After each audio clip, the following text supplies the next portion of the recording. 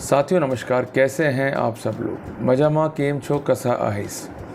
साथियों आज एक कंसेप्चुअल टॉपिक में डिस्कस करूंगा, एक बेसिक टॉपिक जो कि काम आने वाला है लॉ स्टूडेंट्स के, लिटिगेंट्स के, यंग लॉयर के। क्योंकि कंसेप्चुअली जब तक हम क्लियर नहीं होंगे तब तक कोई मतलब नहीं है आगे बढ़ने का। तो आज का टॉपिक है डिवोर्स क्या है, इसके वेरिएंट्स क्या क्या हैं और किस प्रकार से डिवोर्स पिटिशंस को कंसिडर किया जाता है। इस बारे में एक शॉर्ट जानकारी, एक कंसेप्चुअल जानकारी आपको आज के प्रेजेंटेशन के माध्यम से मैं देना चाहता हूँ। एक कॉपी और एक पेन लेके बैठिए।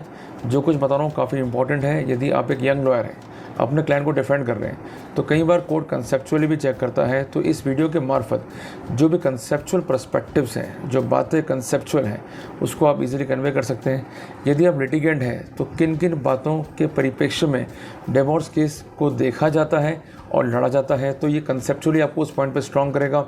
और इसके अलावा यदि आप एक लेमैन भी हैं जिसको कानून की जानकारी नहीं है, तो उसको ये मालूम पड़ेगा भाई डिवोर्स का कंसेप्ट क्या है और क्यों डिवोर्स का कंसेप्ट जो है लाया गया है। साथियों अक्सर आपने देखा होगा कि भाई हस्बैंड वाइफ की नहीं जमी, तो हस्बैंड ने जो है डिवोर्स केस फाइल किया, क्योंकि हस्बैंड डिवोर्स केस तब फाइल करता है जब वाइफ ने 498 है या डोमेस्टिक वायलेंस या सेक्शन 125 सीआरपीसी का मुकदमा पेश किया हो। उसका एकमात्र मकसद ये होता है कि मेरी जान छूटे, क्योंकि देखो इतनी प्रताड़नाओं से वो प्रताड़ित हो चुका होता है कि अब उसकी सहन शक्ति जवाब दे चुकी होती है। यद्यपि महिला का ये कहना होता है कि मेरे पति ने मुझे मारा, पीटा, दहेज की मांग करी, जो कि एक बनावटी स्टोरीज़ हैं। But on the real context ये सामने निकल के आता है या तो वो महिला एडल्ट्री में है, या उसने ऐसा कोई कंडक्ट किया है जो कि शेम कंडक्ट है, या उसका कंडक्ट जो है वो क्रूएल है, या पति को वो गाली गलौज करती है, या पति को वो मारपीट करती है, या कई बार ऐसा भी देखा गया है कि कुछ शर्तें ऐसी रखी जाती हैं जिसको पति इस जन्म में तो क्या अगले 7 जन्म में फुलफिल नहीं कर सकता है। जैसे घर से अलग हो जाओ, मेरे नाम 5 करोड़ की एफडी कर दो, मेरी सोशल सिक्योरिटी क्या होगी। तो ये फालतू की बातें कर कर आज की महिलाएं मॉडर्निटी के नाम पर, वुमेन एम्पावरमेंट के नाम पर, फेमिनिज्म के नाम पर अपना घर बर्बाद कर रही हैं। तो करो, किसी को कोई फ़र्क नहीं पड़ता, जैसा तुम करोगी वैसा भुगतोगी भी। क्योंकि लड़के अब धीरे धीरे डेविड हो रहे हैं टूवर्ड्स लिव इन रिलेशनशिप, और कहते हैं कि जहर जहर को काटता है। तुम्हारा बोया हुआ जहर तुमको ही काट रहा है। तो एक बात ध्यान रखना कि घर नहीं बसाओगे तो इधर उधर घूमते रह जाओगे। फिर आज के बाद ये ट्रेंड बनना भी शुरू हो जाएगा कि यूज़ करो, मज़े लो और उठा के फेंक दो। बहुत क्लियर कट बात कह रहा हूँ। तो अपने आप में अपनी इज्जत है, इज्जत बना के चलोगे परिवार में, समाज में और ससुराल में, तो मान होगा। नहीं बनाओगे तो जैसे अभी हो रहा है वैसा होता रहेगा।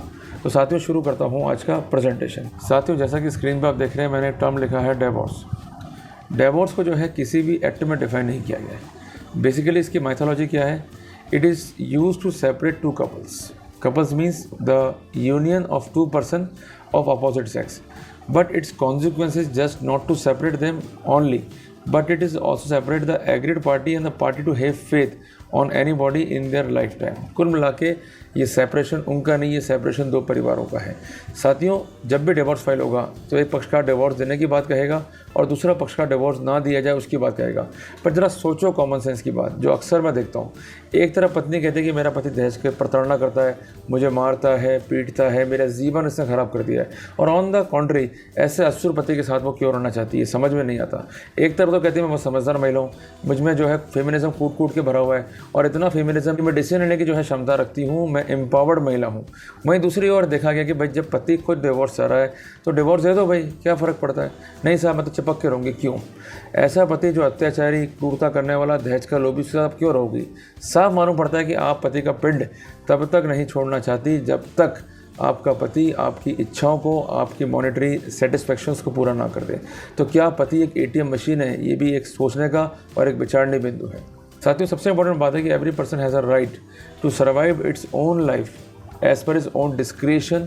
बट प्रॉब्लम क्या होती है कि जब 2 व्यक्ति जो कि अपोजिट सेक्स के हैं, डिफरेंट सोसाइटी के हैं, आपस में कंबाइन होते हैं by the way of marriage, और वहाँ पर उनके जैसे कई कपल्स भी जुड़ना जो है शुरू होते हैं, और बनता है सोसाइटी, फिर बनता है डिस्ट्रिक्ट, फिर बनता है स्टेट, फिर बनता है एक कंट्री।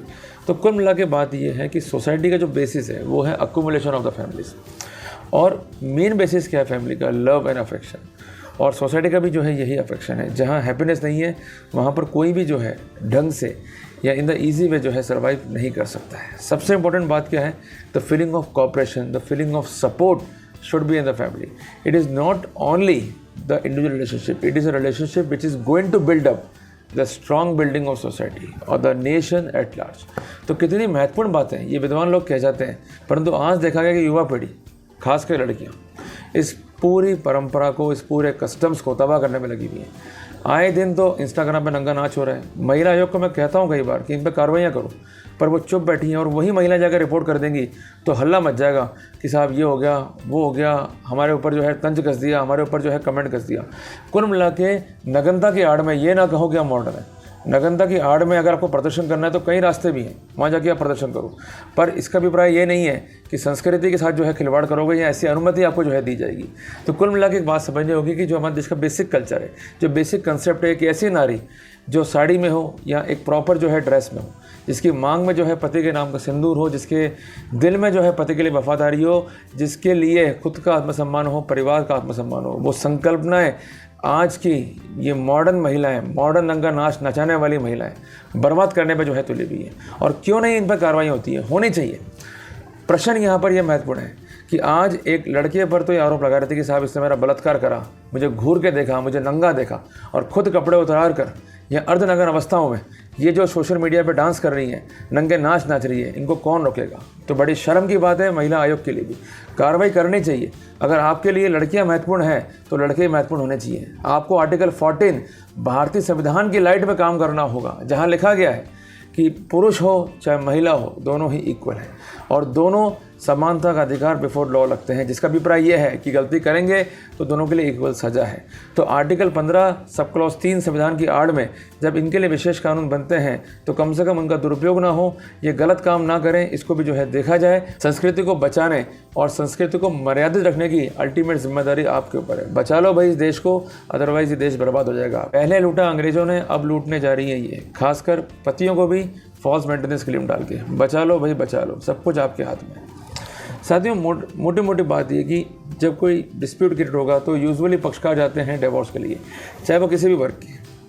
मोटी मोटी बात क्या है कि डिस्प्यूट सामान्य होते हैं, बट माइंडसेट क्या है कि नहीं भाई ये तो दोषी है, ये तो पापी हैं, दहेज के लोभी हैं, पूरी की पूरी इनोसेंट फैमिली पे जो है आरोप लगाती है। कुल मिला के बात ये है कि जो बेसिक डोमेस्टिक डिस्प्यूट्स हैं उसको एक क्राइम का रूप जो है देकर उसमें मसाला लगाकर जो है उसको परोसा जाता है, और कंस्टेंट कांस्टेबल पुलिस वाले भी उस पर जांच किए बगैर उस पर मसाला लगा के और अपने उच्च अधिकारियों से और मसाला लगवा के उसको जो है कोर्ट में पेश करते हैं, और उसी को कहते हैं हम जस्टिस सिस्टम। और उसका जो आउटकम है वो है चार्जशीट। उस चार्जशीट को मैजिस्ट्रेट पढ़ता है, उसको लगता है कि भाई ये तो बस पापी किस्म का आदमी है, ये दहेज का लोभी है। अल्टीमेटली डिस्प्यूट घर के हैं। डिस्प्यूट क्या है कि वाइफ को हम कहते हैं कि भाई तू काम पे मत जा, क्योंकि भाई तू घर संभाल, और तुझे हम जब कमा के दे रहे हैं तो प्रॉब्लम क्या है। पर नहीं, नाश है मॉडर्निटी का। जब ससुराल में होंगी तो हमको काम करना है जी, हमें काम करने से रोकते हैं। और जब पीयर बैठी हुई है, जब वास्तव में काम करना चाहिए, तब तो पति की रोटियों पर जो है मज़े सेकती हैं, कोर्ट जाती हैं कि सर हमको तो काम नहीं करना जी, हमको तो पति का पैसा दिला दो जी।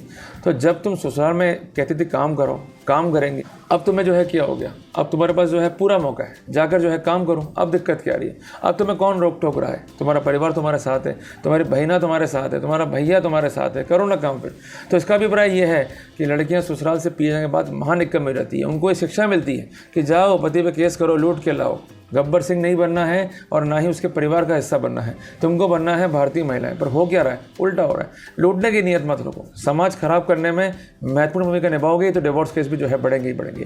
तो कुल मिला के एक बात समझने की है कि अगर वास्तव में घटना हुई है तो रिपोर्ट करो, कानून तुम्हारे साथ है, पर नहीं हुई है तो कानून का दुरुपयोग मत करो। क्योंकि रिसेंटली महिला आयोग जयपुर को इस मामले में इंटरव्यू करना पड़ा और कहना पड़ा कि अधिकांश मुकदमे जो हमारी जाँच में आए वो झूठे पाए गए। तो कहने की बात यह है कि हम अगर आज इस संसार में हैं तो हमारे कुछ राइट्स हैं, हमारे कुछ नेचुरल राइट्स भी हैं जो हमें ईश्वर ने दी हैं, पर कुछ जिम्मेदारियां भी हैं जो हम निभा नहीं रहे। हम सब फंस गए लालच में कि हमारा एक ही टारगेट है, भाई पति को लूटो, एटीएम मशीन बना दो, 50-60 लाख की एफडीआई करा लो और उसके बाद अपनी जीवन को जो है आराम से जीते रहो। Do not be a comfortable women in real sense if you want to be a empowered women. देखो एक बात समझाऊंगा छोटे से आगे बढ़ने से पहले, जंगल का शेर वर्सेस सर्कस का शेर, अंतर क्या है, कुछ भी नहीं है, दोनों शेर हैं। वो कंफर्ट जोन में है कि उसको मांस और जो अदर अकोमोडेशन है वो इजीली मिल रहे हैं, पर जंगल के शेर को जो है स्ट्रगल करना होता है शिकार ढूंढने के लिए। तो कहने की बात यह है कि आप अगर रियल में परेशान हो तो रियल कॉन्टेक्स्ट में लेकर आओ केस, अगर नहीं हो तो कम से कम आप डिवोर्स लेकर अपने पति से अलग हो जाओ, और जो मॉनिटरी राइट्स हैं, जो मेंटेनेंस के राइट हैं, वो आप बैठ के जो है तय कर लो। वो तो होती है सभ्यता की बात। पर आजकल हो क्या गया है, झूठ आरोप लगाना, दहेज के आरोप लगाना, सेक्सुअल मोडेस्टी का आरोप लगाना, इवन अननेचुरल इंटरकोर्स तक के आरोप लगाना। भाई गलत बात है ना, ऐसा नहीं चलेगा भाई, ठीक है जी। अब छोटी सी बात समझो कि जब डिवोर्स फाइल हो रहा है तो कितना नुकसान हो रहा है देश को, आपको, आपके परिवार को। सबसे पहले बात मेंटल क्रूएल्टी, दिन भर जो है कोर्ट जाना है उसकी ट्रबल, एडवोकेट बुक करने उनकी ट्रबल, इसके अलावा फाइनेंशियल लॉस हुआ उसकी ट्रबल, पैसा लगेगा भाई पानी की तरह कि देखो भाई फला जो है घर बैठी हुई है, पति ने छोड़ रखा है इसको। इसके अलावा सोशल वैल्यू लॉस, इसके अलावा जो सेकंड मैरिज है उसके प्रति फेथ कम हो रहा है, और जो आपके घर में दूसरे भाई बहन हैं वो भी डरे पड़े हैं। तो कुल मिला के एक बात समझनी है कि जजमेंट एक रिसेंटली पास किया था Punjab and Haryana high court ने। उनका कहना ये है कि अगर वाइफ के एलिगेशंस फॉल्स हैं हस्बैंड के ऊपर, और वो ऐसे एलिगेशन लगा के हस्बैंड को परेशान कर रही है, तो ये ग्राउंड है डिवोर्स का। तो कहने की बात ये है कि डिवोर्स जो है आपकी सोशल इंटीग्रिटी को तो अफेक्ट कर ही रहा है, बट आपका जो आउटकम है इन लिटिगेशन में उसको भी जो है एक्सपोज कर रहा है। जो मर्जी आरोप लगा दो, जैसा मर्जी आरोप लगा दो, तो ये टेक्निकली जो है आपकी फर्दर सोशल लाइफ को, फर्दर मॉरल लाइफ को भी जो है अफेक्ट कर रहा है। तो कुल मिला के मेरा सुझाव आप सबको है कि जितना हो सके इन चीज़ों से बचें, जो बात जेन्युइन है उस बात पे करें। हालांकि हमारे कानून में कई कॉन्सेप्ट हैं, आप डिवोर्स दे सकते हैं on the basis of adultery, cruelty, desertion and other scenario जो कि डिफाइंड है हिंदू मैरिज एक्ट में। तो साथियों कुल मिला के जो है बात समझने की है, और समझदारी से जो है हमें एक्ट अपॉन करना है। तो कुल मिला के बात छोटी सी है, वीडियो का उद्देश्य किसी की मान आनी है, किसी को मुझे दिखाने की नहीं है, पर जो दिल की बात थी वो मैंने कह दी कि अगर हम सुधर जाएंगे समाज सुधर जाएगा, नहीं सुधरेंगे तो बर्बाद तो हो ही रहे हैं, बर्बाद जो है कम्प्लीटली हो जाएंगे। तो लोग डरेंगे कि नहीं भाई शादी मत करो, लिव इन में रहो, तो जैसा बीज बोओगे वैसा फल जो है या वैसा आउटकम जो है भविष्य में देखने को मिलेगा, तुम्हें भी और आने वाली पीढ़ियों को भी। तो कुल मिला के हमें समझदारी से काम लेना है, समझदारी से वर्कआउट करना है, और अच्छे रिजल्ट्स के लिए ये ज़रूरी नहीं कि आप आरोप लगाएं, अच्छे रिजल्ट्स के लिए ये ज़रूरी कि आप बैठ के वार्ता करें, आप बैठ के चर्चा करें। हमें ये डिसाइड नहीं करना कि हु इज़ राइट, हमें ये डिसाइड करना कि व्हाट इज़ राइट। तो सही का साथ दें और सच्चे मैन साइड का जो है साथ दें, क्योंकि साथियों मैन साइड वास्तव में अफेक्टेड है, उनके लिए कानून नहीं है और वास्तव में निर्दोष पुरुष मर रहे हैं। तो हमें उनको बचाना है, उनकी जो है रक्षा करनी है। साथियों मिलते हैं एक नए टॉपिक के साथ, तब तक के लिए जय हिंद, जय भारत।